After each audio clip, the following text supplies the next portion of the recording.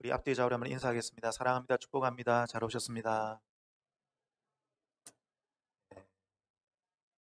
오늘도 이 말씀을 통해서 하나님의 음성을 듣기를 축복합니다.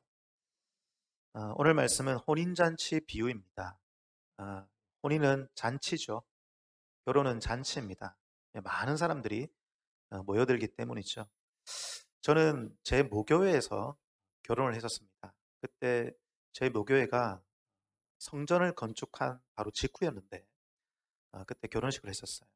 근데 성전을 새로 건축했지만 바로 옆에 원래 쓰던 구성전이 그대로 있었습니다.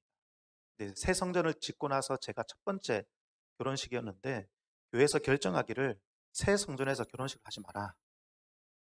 왜냐하면 이제 새거 이제 상한다고, 새거 아낀다고 새 성전에서 결혼식 하지 말고 구성전에서 결혼식을 하라는 거예요. 사람들이 많이 오면 아무래도 흠집이 나고 그렇게 하니까 장로님들이 아낀다고 그렇게 결정했던 것 같습니다. 마음이 상했습니다.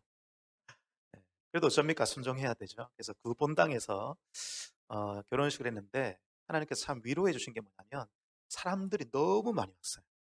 저희 모교회가 꽤 큰 교회였는데 본당이 가득 찼습니다. 정말 잔치 같았어요. 그런데 사람들은 많이 왔지만 돈은 안 됐습니다. 주로 학생들이 많이 왔기 때문에 축의금을 내지 않는 그런 족속들이 많이 왔기 때문에 뭐 주로 제가 섬기던 교회에 학생들 울산에서 차 대절해가지고 막 내려오고 그 전 교회 애들도 막 오고 제 대학교 후배 뭐 친구 그 당시에 제가 선교단체 섬기던 곳이 두 군데 섬기고 있었는데 거기에 뭐 학생들 전부 다 많이 있었어요. 그래서 그때 결혼식을 끝내고 뷔페 식당을 하나 예약을 해서 갔었는데 뷔페 식당이 가득했었습니다. 정말 잔치였어요. 그 당시 뷔페가 그렇게 비싸지도 않았는데 축의금으로 들어온 게 거의 다 밥값으로 다 나갔습니다. 그만큼 돈이 안 됐다는 거죠. 그런데 하나님께서 이 많은 사람들을 보내주신 것으로 위로해 주시더라고요. 그럼 결혼은 뭡니까? 잔치. 결혼은 잔치. 천국도 마찬가지입니다. 여러분, 천국도 잔치입니다. 많은 사람들이 천국으로 들어오는 거예요. 거기 와서 우리를 구원하신 하나님의 그 구원에 대해서 노래하고 영원토록 찬양하는 것입니다. 여러분, 그 천국에는 성전이 상할 걱정이 없어요. 왜냐하면 우리 예수님이 친히 새 성전이 되어 주시기 때문이죠.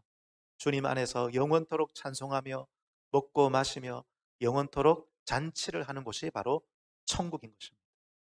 오늘 말씀은 예수님께서 사랑하는 사람들을 향하여 천국으로 초대하고 있는 말씀입니다. 오늘 말씀 속에서 몇 가지를 여러분과 나누고 싶습니다. 첫 번째는 천국은 혼인잔치에 초대받는 곳입니다. 저를 따라하겠습니다. 천국은 혼인잔치에 초대받는 곳이다. 천국은 무엇이다? 초대받는 것입니다. 초대받았다면 응해야 되는 것이죠. 맞습니까? 초대받았다면 어떻게 해야 됩니까? 응해야 되는 것입니다. 응해야 천국이 여러분의 것이 되는 것이죠. 오늘 말씀에 한 임금이 2절에 보면 한 임금이 자기 아들의 혼인잔치를 베풀었습니다. 그리고 사람들을 초대했죠. 여기 나오는 임금은 하나님을 가리키는 것이고 그리고 혼인잔치를 하는 아들은 신랑 대신 예수님을 가리키는 것이죠. 그리고 혼인잔치는 천국 그리고 우리가 받은 구원을 가리키는 것입니다. 여러분 우리가 결혼식을 할 때 청첩장을 보냅니다. 요즘에는 뭐 SNS 메신저로 아주 간략하게 청첩장을 보내기 때문에 그렇게 어렵진 않지만 얼마 전까지만 해도 청첩장을 우편으로 보냈었습니다. 그래서 청첩장을 받으셔야 될 분들을 목록을 딱 이렇게 정해두었죠. 그리고 그 중에서 정말 중요한 분들, 소중한 분들은 우편으로 보내지 아니하고 직접 찾아가서 그렇게 초대장을 드리곤 했었습니다. 그럼 고대 시대 때 왕족이나 귀족들은 어떤 잔치에 사람들을 초대할 때 초대장을 두 번을 발송했습니다. 첫 번째 초대장에는 시간과 날짜를 적어놓고 상대방이 이 초대에 응할지 이 잔치에 올 것인지 질문하는 내용이 기재되어 있습니다. 그리고 날짜가 다가오면 확정적으로 다시 한 번 더 초대장을 보내는 것입니다. 오늘 말씀해 보면 이 임금이 초대장을 2번을 보내는 거예요. 이것은 무엇을 말하는 것입니까? 이 초대가 아주 귀빈을 맞이하는 초대였다는 것이죠. 상대방을 존중하는 초대였다는 것이죠. 여러분, 하나님께서 저와 여러분을 천국으로 초대하고 계십니다. 여러분 믿으십니까? 우리를 향한 하나님의 초대는 우리를 사랑하시는 초대입니다. 우리를 존중하시는 초대, 영광스러운 초대, 마치 우리를 기빈으로 맞이하는 것처럼 우리를 존중하시는 초대. 그런데 오늘 말씀은 이상합니다. 이 초대를 받은 사람들이 이 임금의 초대를 거절했다는 거예요. 여러분 이상하지 않습니까? 아니 어떻게 임금의 초대를 거절할 수 있습니까? 어떻게 임금의 초대를 거절할 수 있습니까? 오늘 말씀은 이것을 강조하고 있습니다. 그것이 참 이상하다. 어떻게 이 영광스러운 초대를 거절할 수 있느냐? 이렇게 임금이 초대하는 이 존중스러운 초대를 어떻게 거절할 수? 여러분, 임금이 나를 초대한다는 것은 영광스러운 것이죠. 예를 들어서 오늘날 대통령이 나를 초대한다면 여러분 밖에 나가서 자랑하고 다니지 않겠습니까? 설령 우리 중에 지금 대통령을 마음에 들지 않는 분이 있다 할지라도 그래도 대통령이 나를 초대했다면 대통령이 나를 초대했어 라고 말하면서 주변에 자랑하고 다닐 것입니다. 그런데 이상하게도 이 사람은 임금의 초대를 거절했다는 거죠. 여러분, 임금의 초대를 거절했다는 것은 세상 어리석은 일이 아닙니다. 왜 이 사람이 임금의 초대를 거절했을까요? 자, 여러분 3절, 4절, 5절 앞부분까지 읽어보겠습니다. 3절, 4절, 5절 앞부분 시작. 그 종들을 보내어 그 청한 사람들을 혼인잔치에 오라 하였더니 오기를 싫어하거늘 다시 다른 종들을 보내어 이르되 청한 사람들의 이르기를 내가 오찬을 준비하되 나의 소와 살찐 짐승을 잡고 모든 것을 갖추었으니 혼인잔치에 오소서 하라 하였더니 그들이 돌아보지도 않고 사람은 자기 밭으로 한 사람은 자기 사업하러 가고 5절 끝까지네요. 여러분 보십시오. 왜 거절하였습니까? 5절 끝에 보면 한 사람은 자기 밭으로 가고 한 사람은 자기 사업하러 갔다라고 말합니다. 자기 일에 바쁜 것이죠. 여러분 아무리 자기 일에 바쁘다고 할지라도 어떻게 왕의 초대를 거절할 수 있을까요? 이 사람이 왜 바빴는지는 모르겠지만 너무 바쁜 나머지 그의 눈이 가리워진 거죠. 왕을 보지 못한 것이죠. 그에게 왕이 있다는 것을 잊어버린 것입니다. 세상 사람들은 자기가 왕이라고 생각합니다. 진짜 왕을 보지 못합니다. 자기가 왕이 되어서 자기 일을 자기 스스로 열심히 하면서 살아가고 있죠. 그러면서 진짜 왕을 보지 못하는 거죠. 여러분, 이 신하가 만약 왕의 초청에 응하였다면 이 왕이 이 신하를 기뻐하지 않았겠습니까? 왕이 이 신하를 뭔가 더 돕지 않았겠습니까? 왕을 존중하는 만큼 왕도 그 신하를 존중하는 것이죠. 그리고 어떤 사람이 하나님께, 예수님께, 주님께 나아갈 수 있습니까? 하나님을 왕으로 인정하는 사람입니다. 그리고 왕 대신 하나님으로부터 채움받길 원하는 사람이 우리 주님 앞에 나아갈 수 있는 것입니다. 우리 주님께 나아갈 때, 우리 주님을 왕으로 인정하고 주님께 나아갈 때 우리 하나님께서 그냥 가만히 있으시겠습니까? 그를 도우시고 함께 하시고 그 인생에 필요한 것을 채워주시지 않겠습니까? 여러분 오늘 말씀을 보십시오. 이 사람이 자기 밭으로 가고 자기 사업하러 갔지 않습니까? 만약에 일손이 모자라고 자기 힘이 부족하다면 여러분 왕이 이 사람을 돕지 않으시겠어요? 이 사람은 어리석은 선택을 한 것입니다. 또 여러분 이 사람이 왕의 초대를 거절한 것은 대단히 무리한 것입니다. 여러분 왕의 초대는 영광스러운 것이기도 하지만 두려운 것입니다. 어떻게 감히 왕의 초대를 거절할 수 있는 것입니까? 이 사람은 여러 번 왕의 초대를 거절했습니다. 이 말은 무슨 의미입니까? 나는 당신을 왕으로 인정하지 않겠다는 것이죠. 나는 당신의 백성이 아니라는 것입니다. 반역인 것이죠. 6절을 보겠습니다. 6절에 다 같이 읽겠습니다. 시작. 그 남은 자들은 종들을 잡아 모욕하고. 여러분, 이상한 일입니다. 남은 자들은 왕이 보낸 그 종들을 모욕하고 죽였다라고 말합니다. 이해가 가지 않습니다. 어떻게 이런 일이 벌어질 수 있습니까? 이해가 되지 않죠. 그럼 이것은 반역이기 때문에 아무리 두려움이 없다 할지라도 어떻게 왕을 두려워하지 않을 수 있습니까? 여러분, 두려워할 것을 두려워해야 합니다. 저를 따르겠습니다. 두려워할 것을 두려워해야 합니다. 아멘. 사람을 두려워하지 마십시오. 하나님을 두려워하십시오. 사람을 두려워하는 것이 아닙니다. 그래서 예수님께서도 너희 몸은 죽여도 너희 영혼을 죽이지 못하는 사람을 두려워하지 마라. 그렇지만 너희 몸과 영혼을 죽이고 살리시는 하나님을 두려워하라 말씀하고 계십니다. 여러분, 은혜는 한계점이 있습니다. 무슨 말이냐면 하나님의 정한 때가 지나면 은혜의 문은 닫히게 되어 있습니다. 그래서 은혜는 양면성입니다. 은혜와 심판입니다. 은혜를 받는 사람은, 은혜에 응한 사람은 구원을 얻지만 은혜를 거절한 사람은 심판을 받습니다. 여러분 보십시오. 7절에 보면 이 은혜를 거절하자, 은혜의 한계점이 지나자 이 임금의 초대가 진노로 바뀌어 버려요. 여러분 성경을 읽어보십시오. 성경을 읽어보면 은혜의 때가 계속 되다가 은혜의 때가 지나가 버리면, 문이 닫혀버리면 하나님의 심판과 진노로 분위기가 갑자기 바뀌어 버려요. 7절이 그것을 알려주는 것이죠. 7절 다 같이 읽겠습니다. 시작. 임금이 노하여.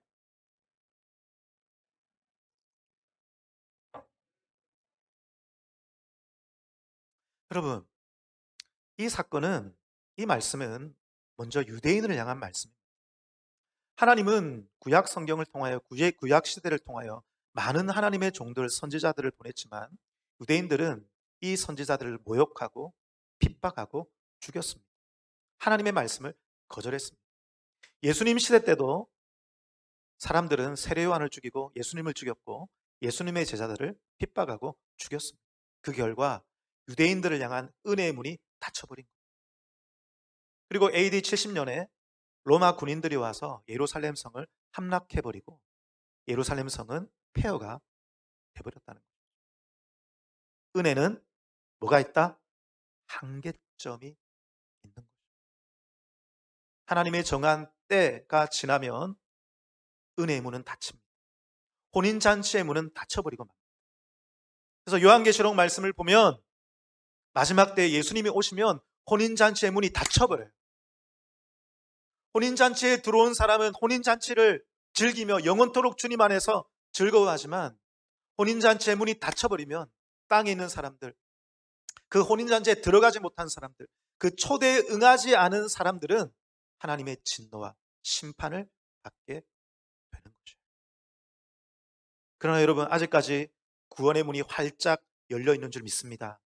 은혜의 문이 활짝 열려 있는 줄 믿습니다.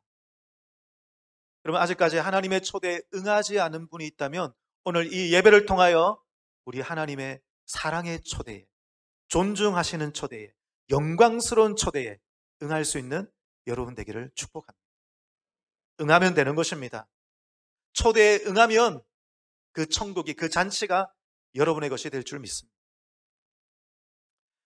여러분, 유대인들의 그 고대 혼인 풍습을 보면 정혼이라는 제도가 있습니다. 정혼이라는 제도는 우리나라의 약혼과 비슷한 것인데 유대인의 정혼 제도는 정혼을 함과 동시에 법적으로 혼인 관계가 되게 됩니다. 그렇지만 아직 결혼식을 하기 전인 것이죠. 신랑이 아버지의 집을 떠나서 신부의 집으로 정혼을 하기 위해서 먼저 찾아옵니다.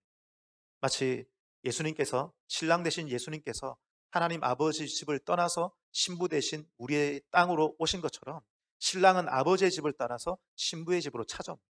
그리고 신랑은 지창금을 지불합니다. 지창금을 지불하면서 또 한 가지 의식을 행하는데 그것은 뭐냐면 포도주잔에다가 포도주를 가득 담습니다.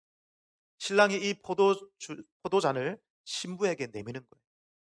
그러면 신부는 이 정혼에 응한다면 이 포도잔을 마시는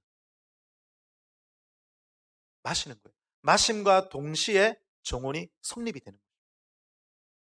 여러분, 예수님께서는 하늘 아버지를 떠나서 이 땅에 우리를 찾아오셨습니다. 그리고 예수님께서는 죽음으로써, 핏값으로서 지창금을 지불하셨습니다. 그 피가 잔에 가득합니다. 우리에게 내밀고 계십니다. 여러분, 누가 그 천국에 들어갈 수 있습니까? 누가 주님의 구원을 얻을 수 있습니까? 그 잔을 받아 마시는 거예요. 예수님의 피를 믿는 것입니다. 예수님을 믿는 자는 누구든지 구원을 얻게 될 것입니다. 여러분, 믿음이란 감정적인 문제가 아닙니다. 믿음은 의지의 문제입니다. 믿음은 동의하는 것입니다. 그래서 하나님이 나의 왕이라는 것을 동의하고 그 왕 앞에 굴복하는 것이 바로 예수님을 믿는 거예요. 그렇게 동의하고 굴복하기만 하면 그 뒤는 왕이 책임져 주는 것입니다. 왕이 그 사람을 붙들어 주는 것입니다. 왕이 더 큰 믿음을 허락해 주는 거예요. 그 인생을 도와주는 거예요. 그 인생을 끝까지 인도해 주는 것입니다.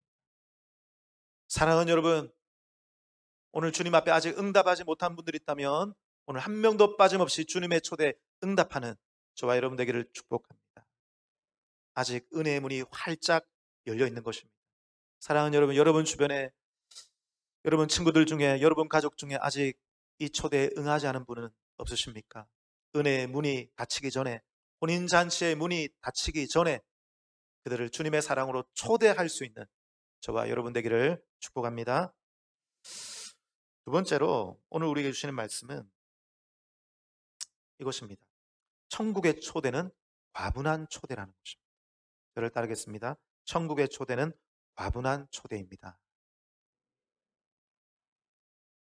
여러분, 천국의 초대는 영광스러운 초대이고 우리를 사랑하는 초대이고 우리를 존중하는 초대이지만 그 초대는 과분한 초대, 분에 넘치는 초대, 받을 자격 없는 자를 부르시는 초대. 여러분, 오늘 말씀해 보면 임금이 이 종들을 보내어 사람들을 초대할 때 이 사람들이 이 초대에 응하지 않자 이 임금은 다른 데 이제 눈을 돌리기 시작합니다. 이 종들을 바깥으로 보내는 것이죠. 9절입니다. 9절 다 같이 읽겠습니다. 시작. 사람들을 만나는 대로 밖에 나가서 사람들을 다 데려오라는 것입니다. 유대인들이 주님의 초청에 응하지 않을 때 하나님께서는 계시하신 대로, 약속하신 대로 이제 이방인을 향하여 구원의 문을, 은혜의 문을 활짝 열어 놓으신 것입니다. 여러분, 9절에 나와 있는 내거리 길이라고 하는 것은 이 원어상 뜻은 빠져나가는 길이라는 뜻입니다. 큰 대로가 있는데 이 대로의 끝을 말하는 거예요. 사람들이 이 대로로 빠져나가서 넓은 곳으로 나가는 것이죠. 이 종들이 빠져나가는 길 끝에 서 있어서 사람들이 빠져나갈 때 한 사람도 놓치지 말라는 것입니다. 모두를 초대하라는 거예요. 다 초대하라는 것입니다. 그래서 이 종들이 가서 많은 사람들을 초대해 왔습니다. 10절입니다. 10절 다 같이 읽겠습니다. 시작. 종들이 길에 나가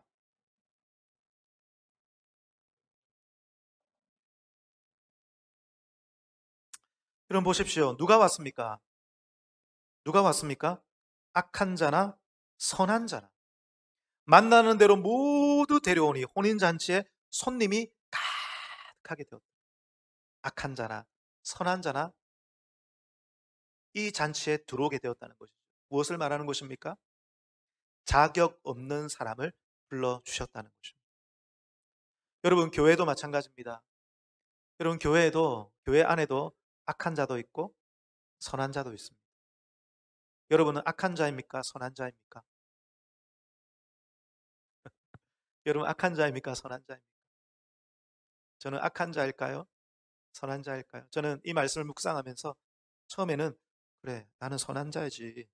그래, 악한 사람도 있겠네라고 생각을 했습니다. 말씀을 묵상하다가 망치로 한 대 얻어맞은 것 같았어요. 내가 악한 자구나. 여러분, 우리가 이 자리에 앉아 있을 자격이 있을까요?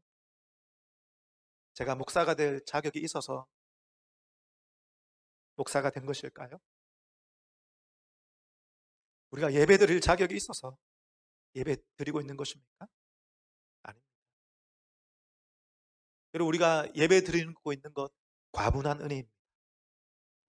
분에 넘치는 은혜입니다. 정말 과분한 은혜. 그래서 여러분, 하나님의 초대는 영광스러운 초대이기도 하지만 분에 넘치는 초대. 오늘 예배 드릴 수 있는 것, 헌금할 수 있는 것, 찬송할 수 있는 것, 말씀 들을 수 있는 것, 과분한 은혜인 줄 믿으시기 바랍니다.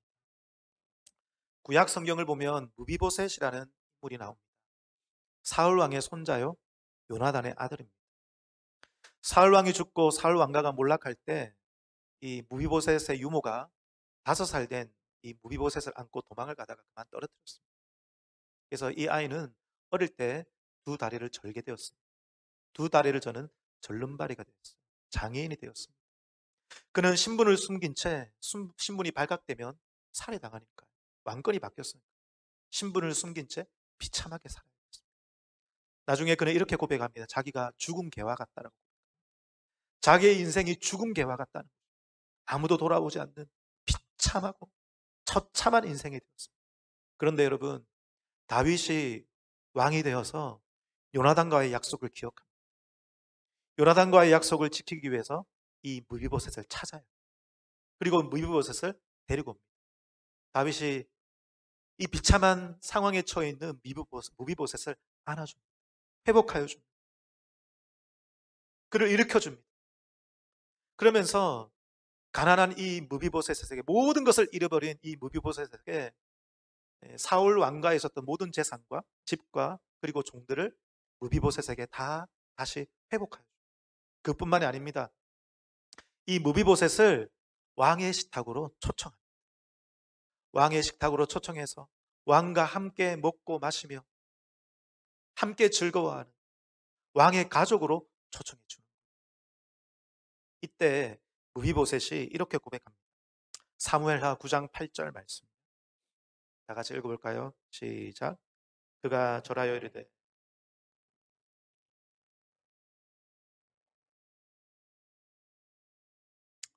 무비보셋은 자신이 자격이 없다는 것을 알았습니다. 죽은 개와 같은, 아무도 돌아보지 않고 그냥 썩어 없어질 비참한 인생과 같은 자기 인생인데 왕이 자격 없는 나를 사랑해 주었다는 것입니다. 왕이 자격 없는 나에게 다시 왕의 식탁으로 초청해 주었다는 것입니다. 무비보셋은 그 은혜를 아는 거예요. 사랑하는 여러분, 우리도 주님의 초대를 받기 전에, 이 자리에 오기 전에, 주님 믿기 전에 죽은 개와 같았습니다. 비참한 인생이었습니다. 그런 우리를 우리 주님께서 양자 삼아 주셨습니다. 거룩한 주님의 신부로 삼아 주셨습니다. 주님의 잔치에 불러 주셨습니다.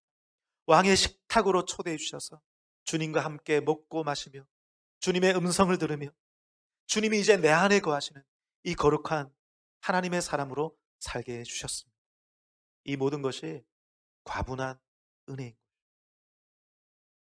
여러분, 자격 없음을 아는 것이 은혜입니다. 저를 따라할까요? 자격 없음을 아는 것이 은혜입니다.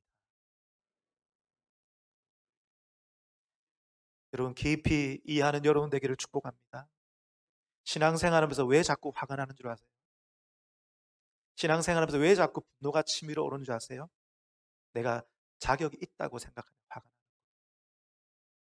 내가 더 존중받을 수 있다고 생각하면, 내가 더 인정받을 수 있다고 생각하면 화가 나는 거예요.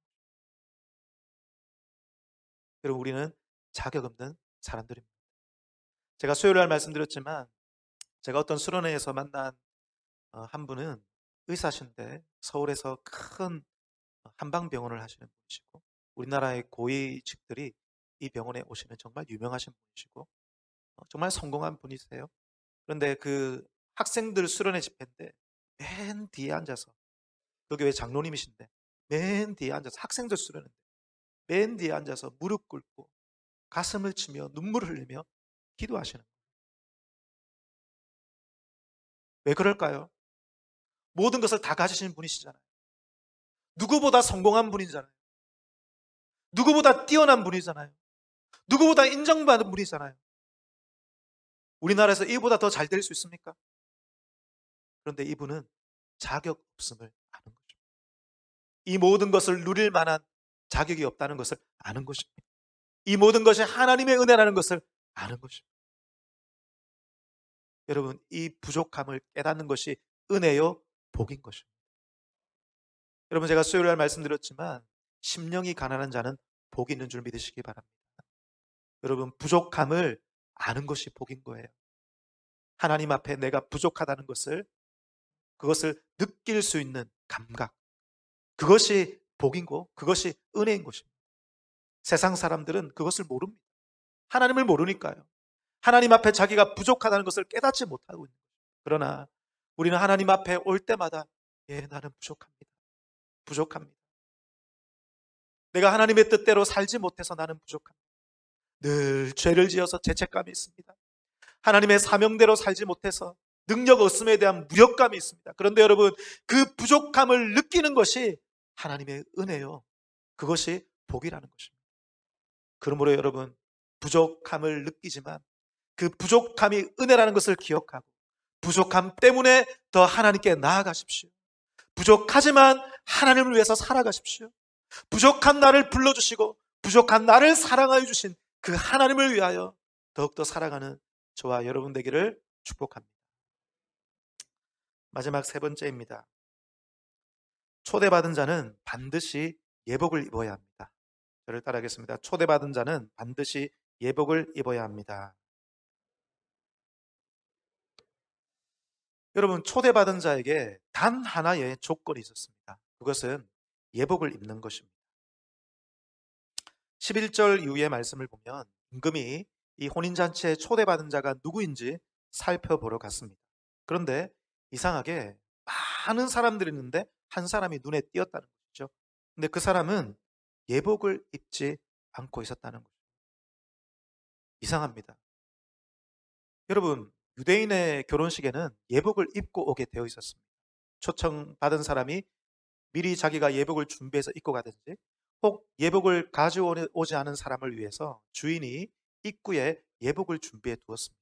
그러니까 누구든지 예복을 입을 수 있다는 것이죠. 근데 이 사람은 예복을 입지 않았습니다. 스스로 입지 않은 것이죠. 예복이 없어서 입지 않은 것이 아니라 그가 입지 않은 것입니다. 여러분, 예복은 무엇을 말하는 것입니까? 예복은 예수 그리스도의 의의 옷을 말하는 것입니다. 예수 그리스도의 의의 옷을 입고 예수의 핏부림을 받아 우리의 죄가 씻김 받을 때 우리의 모든 의는 감추어지게 될 것입니다. 여러분, 예복은 겉옷입니다. 겉에 입는 거예요. 겉옷이기 때문에 그 예복을 입으면 그 안에 어떤 신분이든지 어떤 옷이든지 감춰질 수밖에 없는 거예요. 우리의 의는 감추어지는 것입니다. 우리의 의는 감추어지고 예수의 의만 드러나게 되는 것입니다. 여러분, 예수의 의의 옷을 입는 여러분 되기를 축복합니다. 예수의 피를 믿는 여러분 되기를 축복합니다. 예수의 피로 씻김 받는 여러분 되기를 축복합니다. 여러분, 이것이 유일한 조건이에요. 이것이 유일한 조건입니다. 예수의 의로 옷 입는 것, 그래야 예수의 피로 씻김을 받는 것. 예수의 의로 옷 입은 사람은 예수의 의로 옷 입어서 예수님의 의로 살게 될 것입니다. 열매 맺는 삶을 살게 될 것입니다. 예수님을 닮아가게 된다는 것입니다. 그러나 우리가 살아가다 보면 또 죄를 짓고 우리가 더러워질 수도 있겠죠. 그러나 여러분, 그때마다 또 예수의 피를 의지하고 매일매일 주님의 피로 씻으면 되는, 매일매일 주님의 피로 씻김 받는 저와 여러분 되기를 축복합니다. 여러분, 찬송가 259장 가사를 한번 보십시오. 찬송가 259장 반주를 좀 해주시고. 예수 십자가에 흘린 피로써 그대는 씻기어 있는가? 더러운 죄 희귀하는 능력을 그대는 참 의지하는가? 3절 가사 다 같이 읽어볼까요? 3절 시작. 주님 예수 다시 오실 때 그대는 영접할 예복이 있는가? 그대 몸은 거룩한 곳 천국에 들어갈 준비가 됐는가? 4절 모든 죄에 더러워진 예복을 주 앞에 지금 다 벗었어 샘물같이 솟아나는 보혈로 눈보다 더이게 씻으라. 할렐루야. 여러분, 주님께서 오늘도 여러분을 초청하고 계십니다. 우리는 단 하나, 예수의 피로 씻김 받으면 되는 것입니다. 예수의 피를 의지하고 매일매일 주님과 함께 살면서 의의 열매를 많이 맺어 주님께 영광 돌리는 여러분 되기를 축복합니다. 하나님, 과분한 은혜, 분에 넘치는 은혜 주셔서 감사합니다. 그런데 우리는 내가 이 자리에 마땅히 있어도 되는 사람이냐, 그렇게 감사 없이 눈물 없이 예배드리고 있는 우리의 모습을 회개합니다. 하나님, 예배 드릴 수 있는 것 과분한 은혜요, 천국에 들어갈 수 있는 것 분에 넘치는 은혜임을 기억하고 모든 것이 하나님의 은혜임을 고백하고 늘 눈물과 감사로 예배드리고 신앙생활하는 저희들이 되게 주옵소서. 하나님, 하나님의 은혜의 문은 언젠가 닫히게 될 텐데 은혜의 문이 닫히기 전에 주님 앞에 응답하는 하나님의 사람 되게 주옵시고, 우리 주변에 아직까지 주님께 응답하지 않은 내 친구들과 내 가족이 있다면 은혜의 문이 닫히기 전에, 혼인잔치의 문이 닫히기 전에 우리가 그들에게 예수 그리스도를 소개하고 우리가 그들을 초청하는 자 될 수 있도록 하나님 우리의 삶을 사용해 주옵소서. 살아계신 주 예수님의 이름으로 기도하옵나이다. 아멘.